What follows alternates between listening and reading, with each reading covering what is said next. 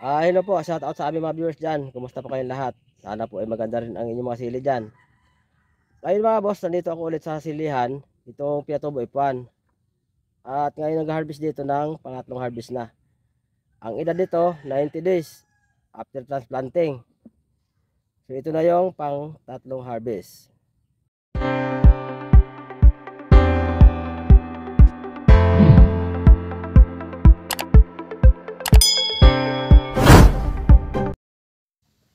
Hello mga boss. Kumusta po kayo lahat? Shout out po sa aming mga viewers. Kumusta po kayo lahat mga bossing? Ngayon mga boss, nandito ako ulit dito sa aming siling Piatobo F1. At nagpapaharvest kami ngayon ng pangatlong harvest. So ang edad dito ngayon 90 days after transplanting. So pang third harvest ito mga bossing. At ang dami na mga boss ng hinog. Talagang ano na siya, nakarangkada na yung paghinog ng mga bunga. Ang unang harvest dito mga boss, nakakuha dito ng 11 kilos. Ang pangalawang harvest, nakakuha dito ng 40 kilos. So itong pangatlo, hindi ko lang alam pa mga boss kung ilan yung kilo abot nito. Pero estimate ko lang, baka hindi ito siya lalayo sa 80 kilos ang harvest ngayon. Kasi matindi na hinog talaga oh. Mayroon na siyang ano, mula ilalim hanggang ibabaw may mga nahinog na. Matindi na mga boss yung ano, yung hinog talaga oh, makapal na hinog. At sa sobrang dami na bunga naman talaga. Sa edad niya mga boss na 90 days, okay pa naman ito siya, malinis pa naman, wala pang problema. Wala pa siya napnos at wala pa naman siyang kulot. Pero ang sili kasi ng Taiwan, alam naman natin lahat yan, lalo yung mga magsisili. Na habang tumatanda kayo puno, doon siya unti-unti nagkakaroon ng problema. So ito, malalaman natin ito mga boss kung hanggang kailan ito siya ganito. Na malinis, walang sakit, walang problema. Matindi mga boss talaga ang bunga nito. Grabe pagkabunga talaga ng Piatobo. At ano kasi malalaki ang bunga nito. Ikumpara doon sa ibang variety ng sili Taiwan. Ito yung talagang ano, pagkakaiba niya ay sobrang kapal naman talaga mamunga. Ang dami. So ano pa ito mga boss habang tumatagal yan parami ng parami yung papitas ito. Kaunti na ito mga bossing, doon sa mga boss namin na nagtatanong kung gaano ba ito kalawak. Ano lang ito, 2,000 na ito na puno. Hindi naman talaga ito siya malawak na malawak. 2,000 puno lang ito. Kaso nga lang matindi lang naging bunga na kumbaga nagkataon lang nung nag-flowering stage siya medyo nakasama ang panahon. At lahat ng bulaklak halos na buhay lahat, halos walang nalagas. Kaya ito naging resulta niya, sobrang kapal lang naging bunga, sobrang dami. Kasi nga lahat ng bulaklak noon halos tumuloy lahat. Kung may nalaglag man siguro pailan-ilan lang. Kaya yun nga sobrang dami niya na naging bunga. Kaya problema naman ngayon, medyo di sa aming mga boss, medyo bumaba ang sili Taiwan ngayon. Sandaan lang yata mahigit sa pagsakan. So, wala lang tayo magagawa at yun ang kalakaran ng presyo. Kaya tsaga-tsaga lang hanggang abutan siya ng pagtaas na naman ulit. Malay natin baka next month umangat ulit yung presyo. Napakaganda talaga ng variety na Piatobo F1 malupit talaga mamunga, sobrang dahil mamunga. At siguro isa pa rin dyan yung sa pag-alaga nga rin. Pagka nawasto kayo pag-alaga rin, siguro kahit anong variety naman siguro pagka nawasto yung pag-alaga. Dahil yung Red Hot F1 ko last year matindi rin mabos na naging bunga nun. Nakita nyo naman video rin tayo nun, maraming video yun. Umabot siya ng ano yun, 13 months bago ko pinatay. Sobrang dami ng bunga nito. Yung napitasan na nila kanina dinaanan ko parang di pa rin nabawasan ang bunga. Parang ganun pa rin karami. Nawala lang yung mga mapupula. Pero kung titingnan mo yung bunga sa ibabaw parang hindi nabawasan.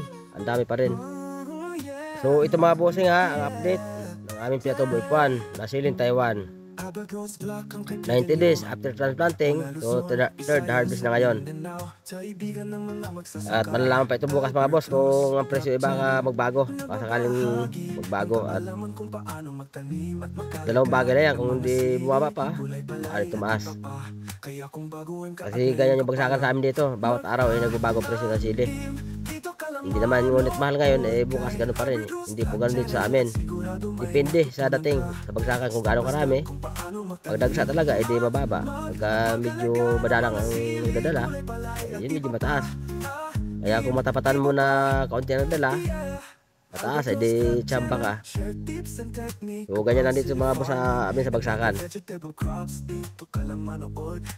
Sobrang lago na sili ito ni Danny Boyo. Grabe lago, napakarami nga.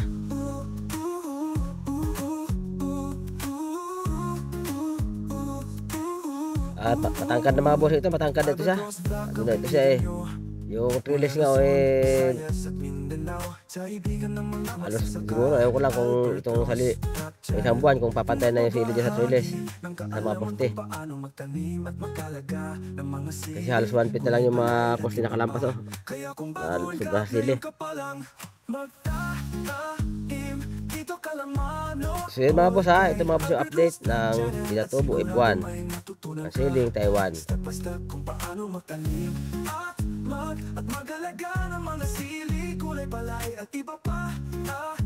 Ang ginagamit lang dito mga boss na pang-spray ano lang yung gold rush at saka yung agrimix sa insecticide. Sa fungicide, kung minsan nagpapalit-palit din kami dito ng in-spray. Yung mga nakaraang linggo nun, ang ginamit namin dito yung Amistar. So dito mga nakaraang araw, nagpalit kami yung Luna Sensation mga boss, ang ginamit dito. At saka siyempre gumagamit kami ng copper base, yung Nordox G25WG. So yan mga boss ang ginagamit namin dito ng mga fungicide. Noong mga nakaraang linggo, Amistar ganon. At saka mahika yata yung ginamit noon nakaraan. So nung isang araw ang ginamit dito Luna Sensation naman. At siyempre may mga powder mga boss na kahalo, tulad yan ng Dietylene 45. Kuminsan Daconil ang inahalo namin para yung anthracnose medyo iwasan, hindi siya basta-basta kakapit sa bunga. Kung sakali man may tamaan na bunga, pakunti-kunti lang, hindi yung marami-marami. Kasi normal na sili talagang tiyatamaan ng anthracnose Mahirap talaga yan i-perfect. Sabihin mo na walang bunga tatamaan kahit isa, mahirap mga boss i-perfect yan. Diba tama talaga, kaso nga lang kami naman medyo nagpigil naman siya. Hindi naman siya lumalala ng ganun-ganun na lang. Yung alam mga bossing, medyo magastos sa fungicide. Kasi ang mamahal ng fungicide. Tulad yan ito, sobrang lago na. Matindi na inubos ito na karga ng sprayer. Dati nung bago ito lang ito, naubos ito 5-6 na tangkila na sprayer. Ngayon hindi na mapos magkasya ang pinukulang pa. Kasi sobrang lago na sobrang kapal na puro paliguan na mag-spray. Para talaga maiwasan yung yung lapnos. Yung sabi niya kung tatama naman talaga rin hindi na lang malala. Madali siyang napipigilan. Hindi katulad nung ibang kapwa farmers na pag tinamaan ng lapos wala na. So ang laging desisyon binubunot. Kaya yun ang sayang, kawawa naman yung kapwa natin pag minsan di makabawi.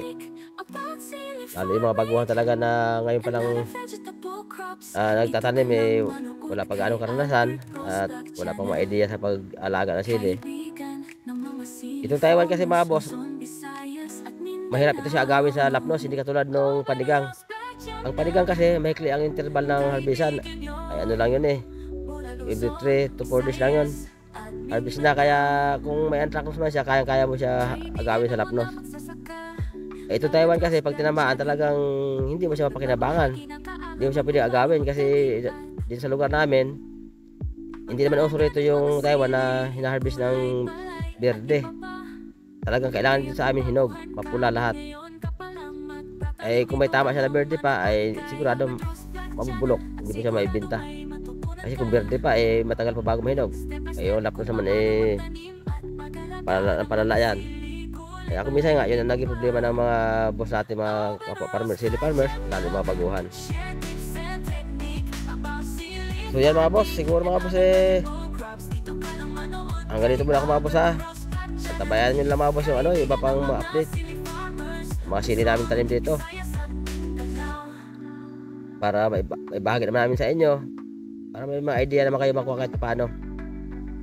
Tiyaga lang mga boss ang pag-spray ng mga sakit ng sili tulad ng lapnos, tiyagaan lang. Hindi po pwede yung dyan, pikon sa lapnos. Kailangan matyaga lang. At saka yung mga lason na ginagamit pag-aralan lang mabuti para magamit ang wasto. So hanggang dito muna ako mga boss. Babay muna mga boss. Abangan ang next video.